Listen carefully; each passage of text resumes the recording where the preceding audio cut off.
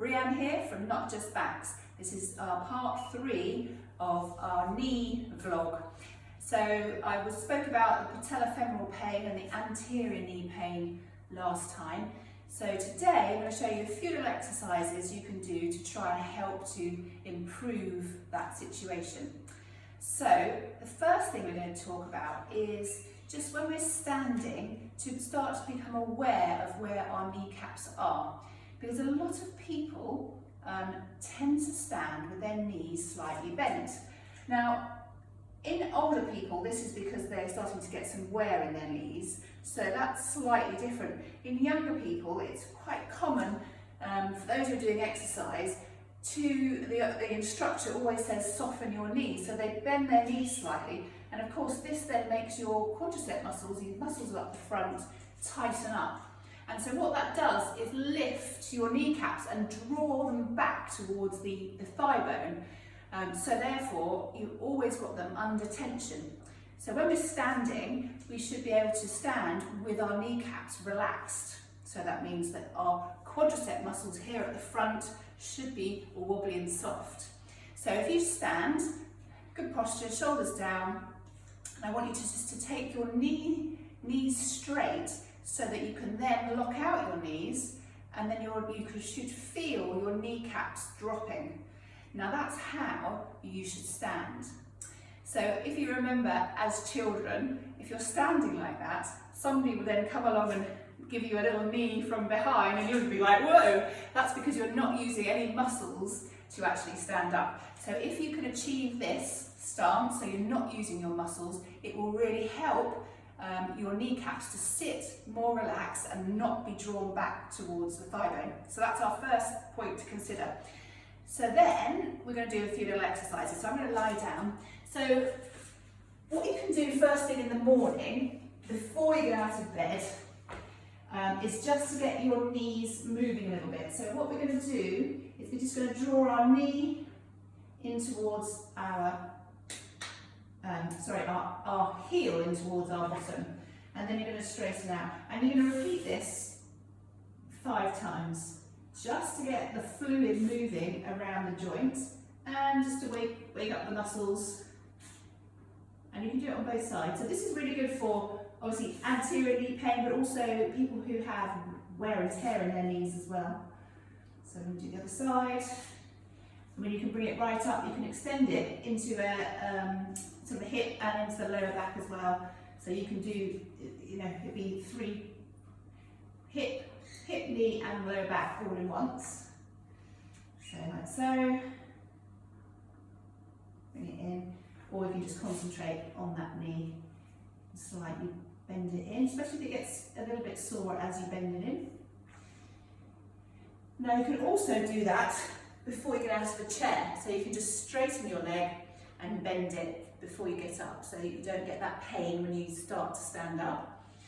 So the exercise to strengthen our quadricep muscles. So if you remember, I was talking about the medialis muscle. So it's probably quite hard to see, but our medialis muscle, if you remember from our anatomy, is this one on the inside.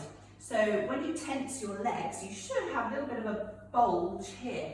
Many people don't, and this bit gets wasted. So this is the bit we're going to exercise. So you're going to sit up, your legs out straight, and your hands supporting you behind you. You're going to rotate the leg so the toe points out to the side, and then you're going to lift it a couple of inches off the ground and then lower it. So that you're not going to go all the way and let the tension off. So you're going to keep the tension on, and we're going to lift just a couple of inches, hold, and then lower.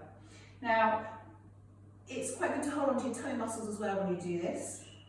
So you're going to do this for 10, nice and slowly. And it's quite hard. You may want to split it into 5 and then 5. 7, and your leg will wobble like mine is doing. 8, 9, 10.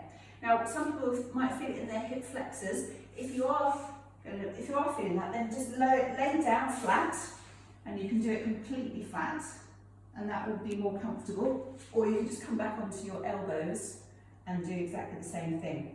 So then you're going to repeat it on the other side, because we always do both sides, even if one is a good knee and good strength. And you're going to repeat that 3 times a day. You have to do it regularly to actually improve this muscle, because it's quite, takes a while to build it up so you get more even. And so by improving this tone, it will help to keep your kneecap in position and stop it from tracking out to the side. So the other exercise we're going to do is generally that kneecap goes to the side, and then these muscles up the side of our leg, so the lateralis part of the quadriceps and the IT band, which some of you may have heard of, gets quite tight. So what you can do is sit up, one leg straight, you bring the other one over the top so the foot's flat on the floor, you bring your elbow and you clasp behind your knee and you rotate round. And I want you to make sure you're sitting up on your sitting bones and your chest is lifted, so you're not in a poor posture. So chest up, rotate round, and it's just it's a gentle stretch down this part of the leg. There we go, and then you can do it on the other side. So foot up, and then rotate round, sit up, chest up, and you hold for about 20 seconds. The other stretch we're going to do is for our quadriceps, so the whole lot. Now, lots of people do it standing, so I'll show you it standing first, but there are other options and different strengths. So you can either hold on to something, or you can practice it as a balance exercise as well. You're going to grasp behind your foot, your supporting knee is soft, you bring your knees together, and then you tilt your pelvis under, and you should start to feel a pull down the front of that muscle. And so for those people who walk around with their knees bent slightly, this is a good way to help to stretch out those muscles, because they will be tight because they'll be used too much. So again, 20 seconds, and then we hold onto the other side. So soft supporting knee, bend the heel towards the bottom, and then tuck your pelvis, so your coccyx is being tucked under, so you get an extra stretch through that thigh muscle. Now, if you can't do it standing, you can always hold onto a wall. If you can't, because some people can't do it standing. People with slightly shorter arms and limbs can find that quite tricky. You can also do it sideline. So, knee bent at the bottom, bring your heel towards your bottom, relax your head, and again you're tucking your bottom under, so you don't want to arch your back too much, you're tucking your bottom under as you draw the knee back, and you should feel that nice stretch in the front of the thigh. And then you swap sides. Or another way, you can use a band. If you can't reach it, you can actually use a band or a scarf to pull that in.